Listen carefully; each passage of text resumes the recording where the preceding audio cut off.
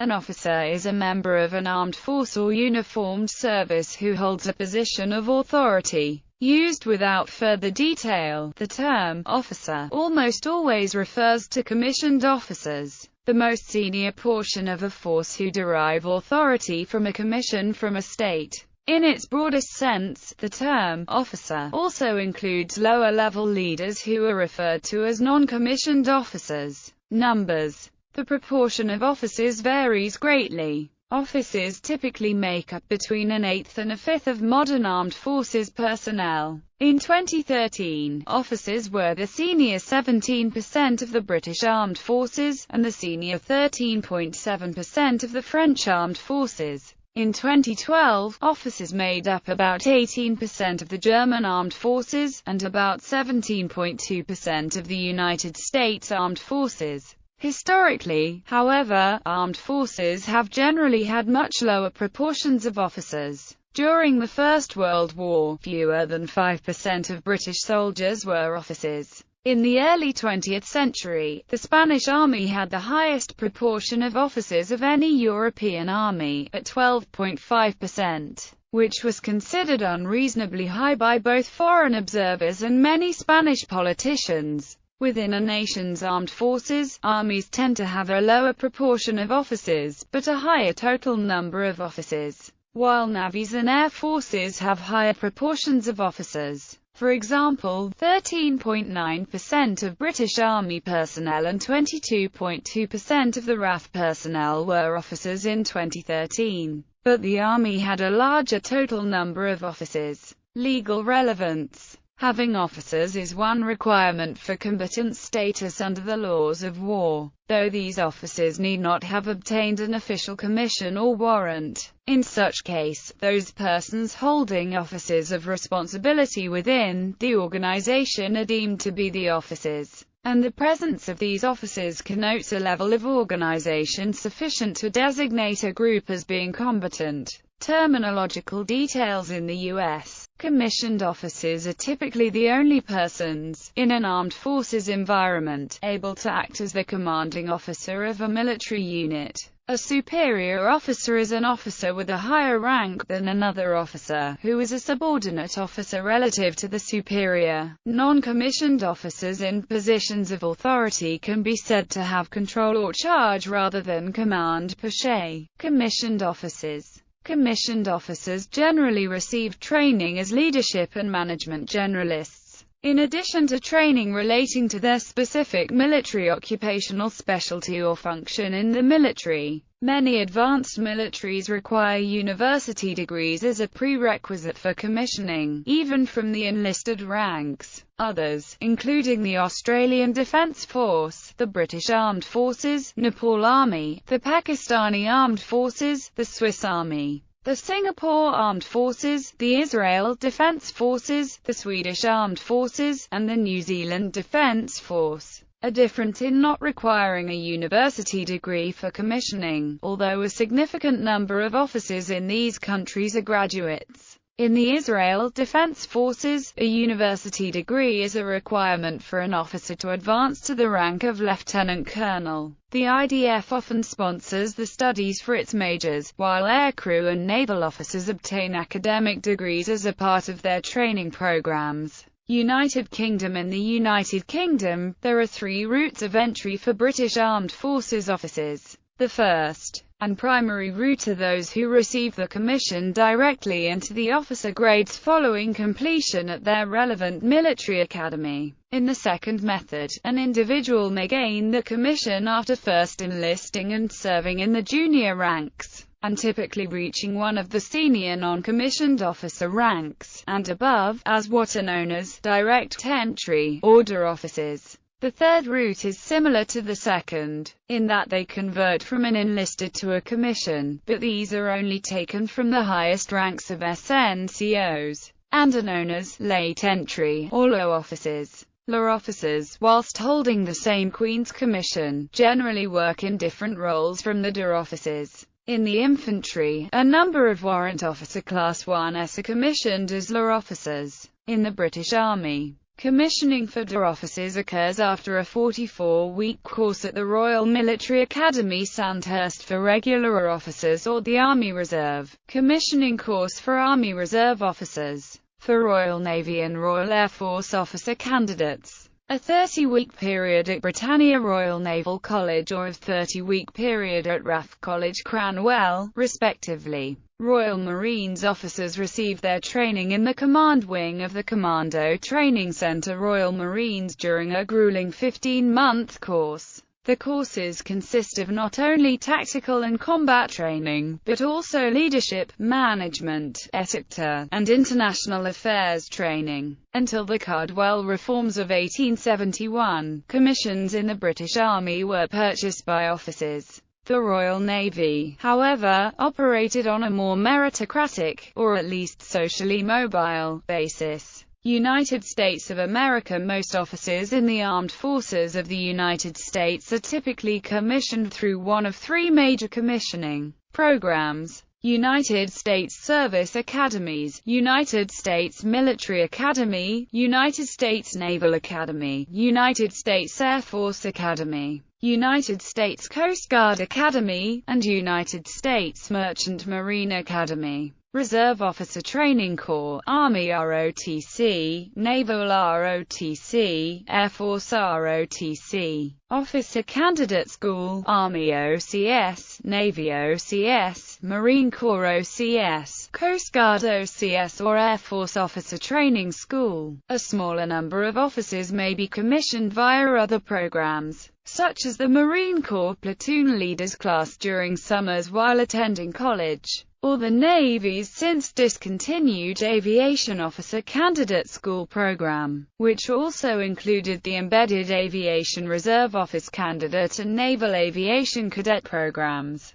Others may attend pre-commissioning or post-commissioning officer indoctrination programs for officers in the medical, dental specialities, lawyers slated as judge advocate generals, corps officers, and military chaplains. Graduates from the United States Service Academies attend their institutions in an active duty status for no less than 4 years, and are commissioned immediately upon graduation. They comprise approximately 20% of the U.S. Armed Forces Officer Corps. Other officers may be commissioned through the Reserve Officer Training Corps, which is the largest source of officers for the U.S. Army and the U.S. Air Force. ROTC is composed of small training programs at several hundred American colleges and universities. There is no Marine Corps ROTC program per se, but there exists a Marine Corps option for selected midshipmen in the Naval ROTC programs like at the Citadel. The Coast Guard has no ROTC program, but does have a direct commissioned selected school program for military colleges such as the Citadel and VMI. An officer may also be commissioned at a federal or, for a limited number of Army National Guard officers, at a state-based officer candidate school. These schools train and commission college graduates and enlisted personnel toward being promoted to the commissioned officer ranks. In the United States Armed Forces, officers without a university degree can, under certain circumstances, be commissioned. These are typically the officers in the Limited Duty Officer and Chief Warrant Officer programs of the Navy, Marine Corps and Coast Guard. Officers in this category comprise less than 2% of all officers. The Air Force, in contrast, now requires all commissioned officers, regardless of background, to possess a minimum of a bachelor's degree prior to commissioning. Direct commission is another route to becoming a commissioned officer. Credentialed civilian professionals such as scientists, pharmacists, physicians, nurses, clergy, and attorneys are directly commissioned upon entry into the military or another federal uniformed service. However, these direct commission officers do not normally have command authority outside of their specific branches. Such commissioning of civilians was widely used in World War II to bring industrial management expertise and medical and surgical skills into the U.S. Armed Forces. Lieutenant General William S. Knudsen, with the highest-ranking such commission, is possibly the most famous example. Commonwealth of Nations in countries whose ranking systems are based upon the models of the British Armed Forces. Officers from the rank of second lieutenant, sub-lieutenant or pilot officer to the rank of general, admiral or air chief marshal respectively, are holders of a commission granted to them by the appropriate awarding authority. In the United Kingdom and other Commonwealth realms, the awarding authority is the monarch's head of state. The head of state often is granted the power to award commissions, or has commissions awarded in his or her name. In Commonwealth nations, commissioned officers are given commissioning scrolls signed by the sovereign or the Governor-General acting on the monarch's behalf. Upon receipt, this is an official legal document that binds the mentioned officer to the commitment stated on the scroll. Non-commissioned members rise from the lowest ranks in most nations. Education standards for non-commissioned members are typically lower than for officers. Enlisted members only receive leadership training after they are promoted to positions of responsibility, or as a prerequisite for such. In the past, non-commissioned members were almost exclusively conscripts, whereas officers were volunteers. Non-commissioned officers. A non-commissioned officer is an enlisted member of the armed forces holding a position of some degree of authority who has obtained it by advancement from within the non-commissioned ranks. Officers who are non-commissioned usually receive management and leadership training, but their function is to serve as supervisors within their area of trade specialty. Senior NCOs serve as advisors and leaders from the duty section level to the highest levels of the armed forces establishment, while lower NCO grades are not yet considered management specialists. The duties of an NCO can vary greatly in scope, so that an NCO in one country may hold almost no authority, while others such as the United States and the United Kingdom consider their NCOs to be the backbone of the military, due to carrying out the orders of those officers appointed over them. In most maritime forces, the NCO ranks are called petty officers and chief petty officers, while enlisted ranks prior to attaining NCO, petty officer status typically known as seaman, or some derivation thereof. In most traditional infantry, marine and air forces, the NCO ranks are known as sergeants and corporals, with non-NCO enlisted ranks referred to as privates and airmen. However, some countries use the term commission to describe the promotion of enlisted soldiers, especially in countries with mandatory service in the armed forces. These countries refer to their NCOs as professional soldiers, rather than as officers. Warrant officers. In some branches of many armed forces, there exists a third grade of officer known as a warrant officer. In the armed forces of the United States, warrant officers are initially appointed by the Secretary of the Service and then commissioned by the President of the United States upon promotion to Chief Warrant Officer. In many other countries, warrant officers often fill the role of very senior non-commissioned officers. Their position is affirmed by warrant from the bureaucracy directing the force. For example, the position of regimental sergeant major in regiments of the British Army is held by a warrant officer appointed by the British government. In the U.S. military, a warrant officer is a technically focused, single specialty officer. Like a helicopter pilot or IT specialist, they are given salutes and they are addressed as Mr., Miss, Sir, or Ma'am. There are no warrant officers in the U.S. Air Force. While the ranks exist in the USAF, the last warrant officers retired in the 1980s. Each of the other U.S. armed forces have warrant officers, though each warrant accession program is unique to the individual service's needs.